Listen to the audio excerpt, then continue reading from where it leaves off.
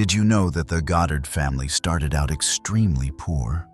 But today they run a company in Barbados that makes over $1 billion a year?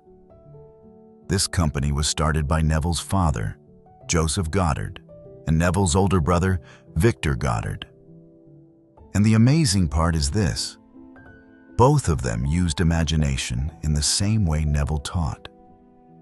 Today, instead of talking about Neville, we will reveal in detail how his father Joseph and his brother Victor used imagination to rise from having no money at all to building a billion-dollar company. October 13th, 1921, Neville's father, Joseph Goddard, opened a tiny grocery store with his second son, Victor, in a small alley in Bridgetown, the capital of Barbados. Around that time, Victor would look at the biggest building in all of Bridgetown, a tall structure called the Ice House Building, and he would imagine something incredible. He would see the name Goddard written on the outside of that building as if it already belonged to their family. He imagined this every single day. Whenever Victor mentioned this dream to his mother, she would always say, "Victor, don't do that. We have no money. You're only hurting yourself. You can never buy that building." And honestly, her reaction made sense. The building had never been for sale in almost 100 years. To ordinary people, buying it was completely impossible, almost like someone today staring at a huge skyscraper in Manhattan and saying, "One day, that will be mine." That's how unrealistic it seemed. But about 2 years later, something truly miraculous happened. The building that had never been on the market for almost 100 years suddenly came up for sale. And even more unbelievable, a man they had never met before, a complete stranger, came to Victor and Joseph and said he would buy the building for them, even though they had absolutely no money. This moment was covered in the previous video, so if you already know this part, you can skip ahead to the 4:27 mark.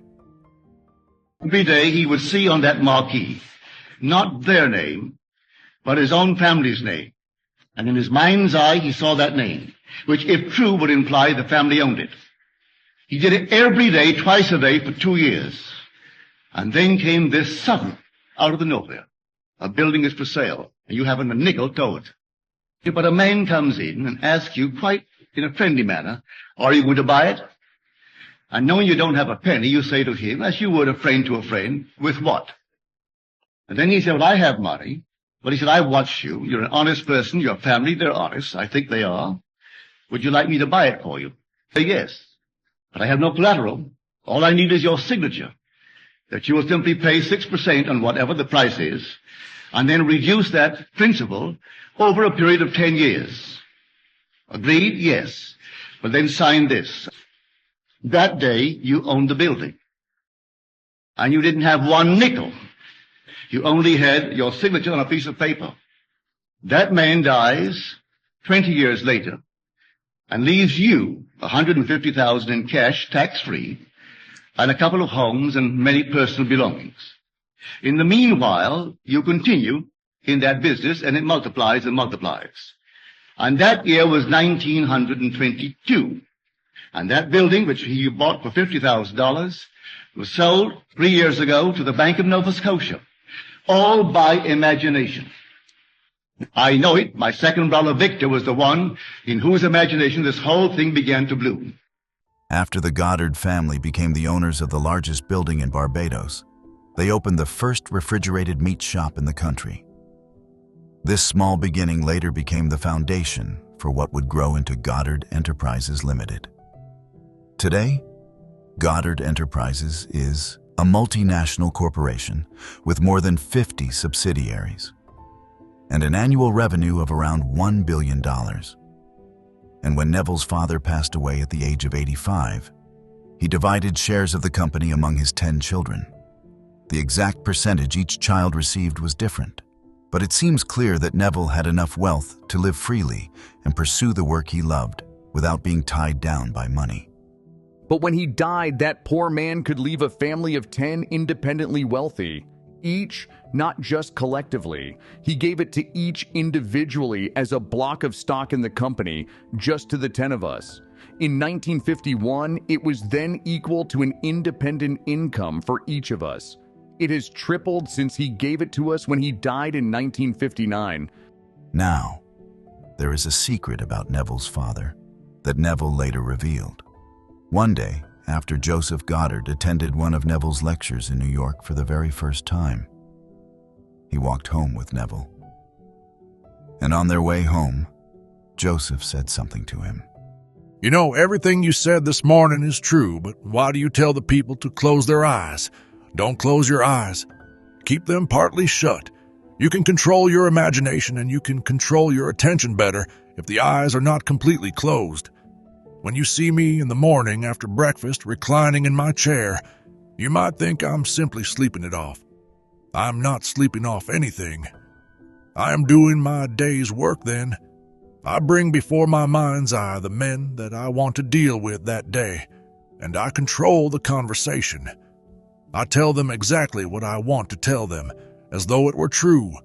I let them tell me, confirm that it is true, and then when I am completely satisfied with my inner conversation, then I go to town, and it works that way. Joseph Goddard was also using the power of imagination every day. He didn't immediately start working. Instead, every morning, he first imagined that all the tasks of the day had already been completed exactly the way he wanted. In his imagination, he would finish the entire day's work first. Then, with the feeling that everything was already done, he would send his body to the office and begin the day with open eyes. So where did Joseph learn to use imagination like this? We can find the answer in Neville's next words.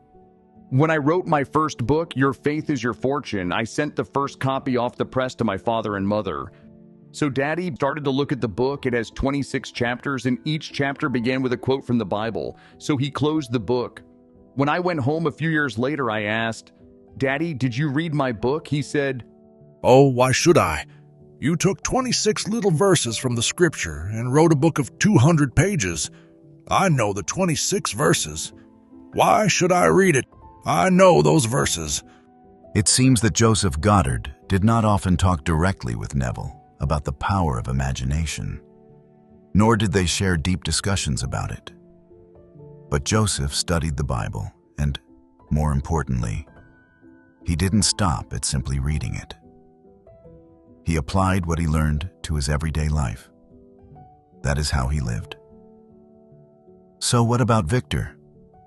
Victor was the key figure who created the miracle of bringing the ice house building into the Goddard family's hands. Because of that event, it is clear that Victor understood and used the power of imagination better than almost anyone. Victor, who practices the same thing. Victor doesn't smoke and he doesn't drink, but he sits alone, and in his room he too is carrying on his little inner conversations, premises of desires fulfilled. And he can completely control that imagination of his. He can completely control the inner conversation, and things work just as he has determined them. He never goes to church. He's a religious man in the true sense of the word. He gives generously to charity and to all people. You would never know how many people he helps in the island because he doesn't publicize it. That works for him because he has found out inner conversations will do it. Today, no one tops them in Barbados regarding money, and they all come to him for advice. Those who thought they had it, they come to Victor. They don't venture anything, not even the government, until they come to Victor. They value his opinion. He gets a piece of it all. If they want my advice, I'll take a piece of their stock. Give me a block of stock and you'll get my advice. So he has stock here, stock there, stock everywhere. And so that's Victor. He loves it. So here I spoke of two men tonight, my father and my brother, and they do it by inner conversations. Unlike his father, Victor didn't go to church and didn't follow any particular religion. But there was one thing he believed with absolute certainty. There is an invisible spiritual power. One man believed in religion, and the other did not. But in the end, Whether they believed in a religion or not was not the real issue. Both of them discovered the spiritual power that already exists within every human being.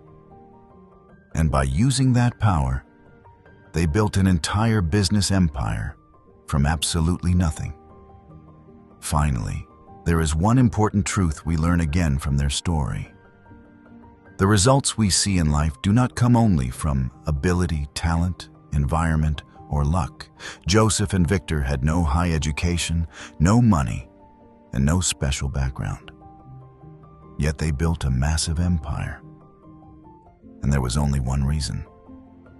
They awakened to the power within themselves, and they trusted the unseen world first.